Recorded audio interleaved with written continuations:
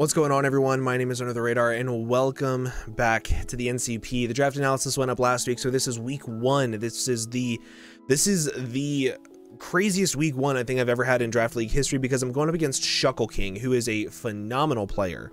I'm going to try to get his team up on the thing. Give me just a second. So I have my opponent's team up on the screen already. This is a really scuffed layout for now, but until I get my actual graphics done where I'm going to have like a screen for my opponent's team and my team and the EVs and everything like that, I wanted to show off the custom sprites that I made for the Pokemon because I'm super proud of them. So real quick, let's just go over his team. He has Jolteon, Latios, Blacephalon, Regigigas, Galar, Darmanitan, Tapu Fini, Scizor, Pangoro, Golurk, Tangrowth, and Regirock. Now, a couple things about his team. Tangrowth is 110% coming. I think Regirock is 110% coming. Latios is 110% coming, and I think Tapu Fini is 110% coming. So those four mons I will see no matter what. However, the other ones are kind of sort of up in the air minus Jolteon. I don't think Jolteon will come. Everything else, though, I have seen in a mock, and that is a little scary whenever I think that my opponent has 11 Pokemon that they could bring versus me, whenever realistically I don't think Thwackey has that good of a matchup because of Tangrowth, so I can't bring that. I don't think Glastrier has that good of a matchup because like it can't really touch Fini at all. Like even with a +2 heavy slam, it doesn't do that much. But like so overall I'm a little worried about this game. So my biggest fears are Double Dance Fini, so Double Dance setup Fini with Iron Defense, Calm Mind, with Draining Kiss and Surf, Petrifying to go up against. I can't really deal with it all that well.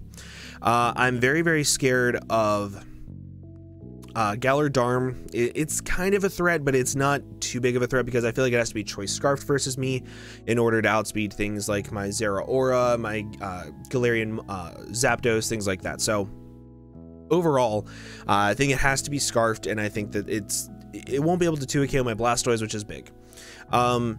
Aside from that, my other biggest fear is Tangrowth. Tangrowth is very difficult for my team to break, and I don't really have the best ways to break it, especially since Glastrier does not have that good of a matchup, and I don't think Incineroar does either with Tapu Fini being there. So I have to play carefully around it, and I have to try to chip it down in range of what I want to be my win con, which is going to be my STAK Attacker. Now, my STAK Attacker, I want it to be my win con because if you look down the roster of my opponent, they do not have a good way of checking this thing immediately, aside from Tangrowth. So if I build the team around to pressure Tangrowth and to bring Tangrowth in, then I should be able to wear it down pretty easily to be at the point where I can handle it, is what I'm hoping.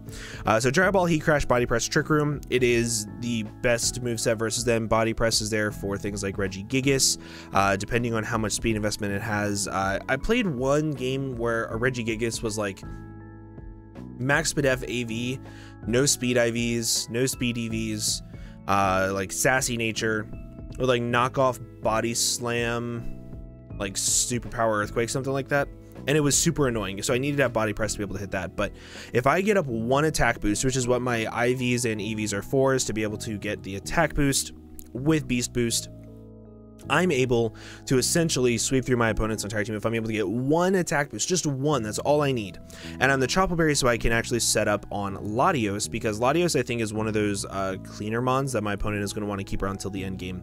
So if I'm able to just keep this thing around, Chople Berry will be phenomenal. So this is going to be the win con, and like I said, I needed a way to pressure in Tangrowth, so I'm bringing one of the mons that Tangrowth has to come in on every single time with my opponent's team, and that is my Zeraora. So my Zeraora is very special this week. Also, by the way, I'm so proud of this, how it turns yellow. It's so cool. My Zeraora is very special this week because it's Assault Vest, meaning that it can live 2 Draco Meteors from Latios as long as it's not Choice Specs. It can live a Choice Specs Mind Blown from Blacephalon. And it can also live, I think it's like 5 Shadow Balls from Life Orb Jolteon. Like, it's super fat with the AV, so that's really important to be able to clean up some kills or have something if he's like set up Blacephalon and I need a way to outspeed it. I have that. Plasma Fist, Close Combat, Volt Switch, and Knockoff. Ultimately, this thing is here to bait in Tangrowth, I drop in my next Pokemon, scare it out, and I get chip damage off on something. That is the ultimate goal with this Pokemon, is to just bring in Tangrowth, Volt Switch on it, and scare it out. But it also has a lot of other roles to where it can clean up really easily. It can clean up Lottie, Blacephalon if he's not Choice Scarf, Darm. It can clean up Scizor potentially depending on how weakened it is. It can clean up Golurk, and it can also clean up Regirock depending on the set. So very, very, very good Pokemon this week. But ultimately, I think that this is going to be our breaker. Sharp Beak, Galar, Zapdos with U-Turn, Thunderous Kick, Blaze Kick, and Brave Bird. I went with these moves. I wanted to have a couple different moves on there. I wanted to have Sub. I wanted to have Bulk Up. I wanted to have a couple different things, but ultimately I needed Blaze Kick to prevent Scizor from setting up an SD in my face, which is very important to me. I need to be able to prevent that, but ultimately if I get off a Thunderous Kick on something that is slower than this, they die to Brave Bird, or they die to another Thunderous Kick. So I was really happy with this.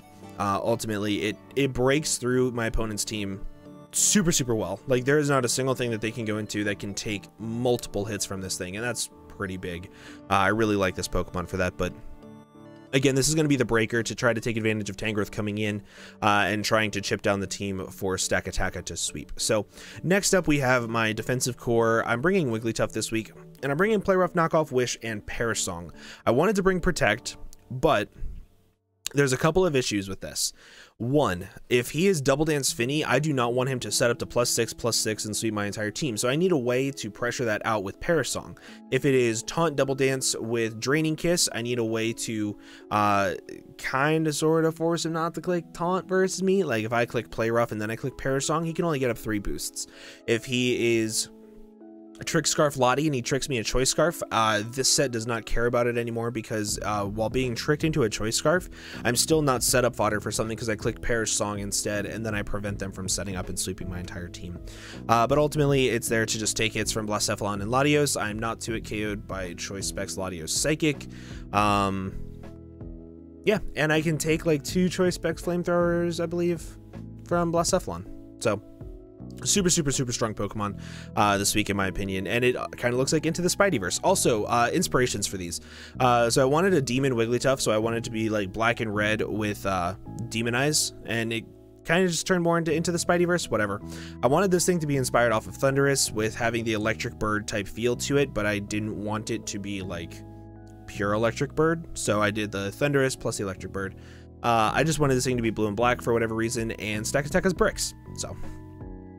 So Nidoqueen is the next mod on the team, and this set went through a lot of changes.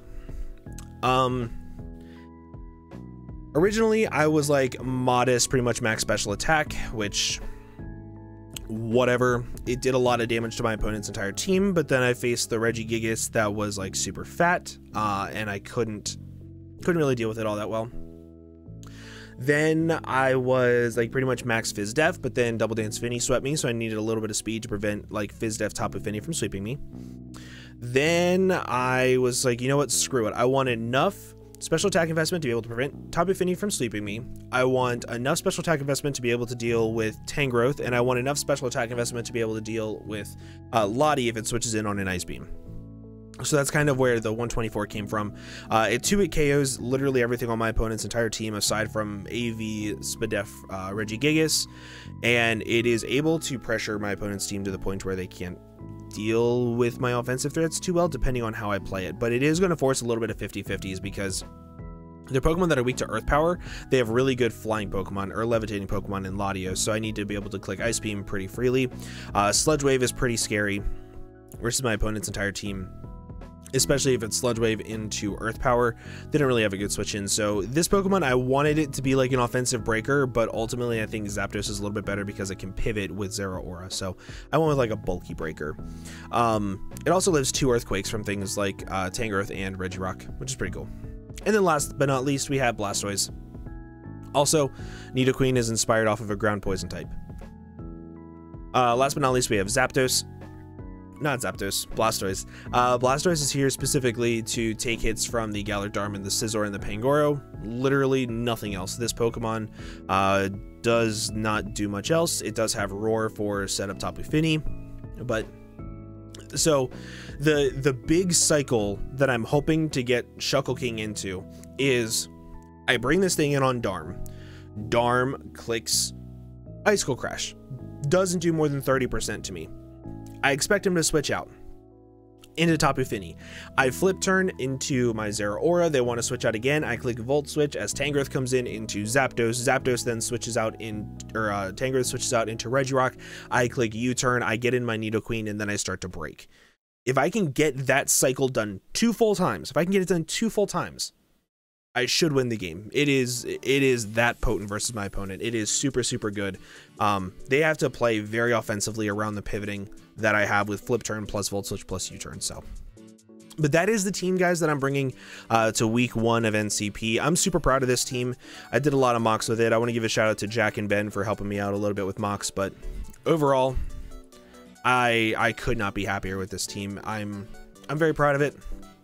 The only thing that I am considering changing before the game is instead of having STAK Attack be my win con, I'm considering having DD Mence be my win con, because Dragon Claw plus Dual Wing Beat does so much to my opponent. But I really want STAK Attack to win, and STAK Attack looks so cool. So that is where the game is. Yeah. Hope to see you guys there. I'm gonna have a little bit of a short team builder, like a super quick one before the battle, so just keep an eye out for that tomorrow. There will be a timestamp on screen of when you guys can skip that tomorrow, but yeah, I'll see you guys tomorrow. Thank you all so much for watching, and I'll see you guys then. Bye bye.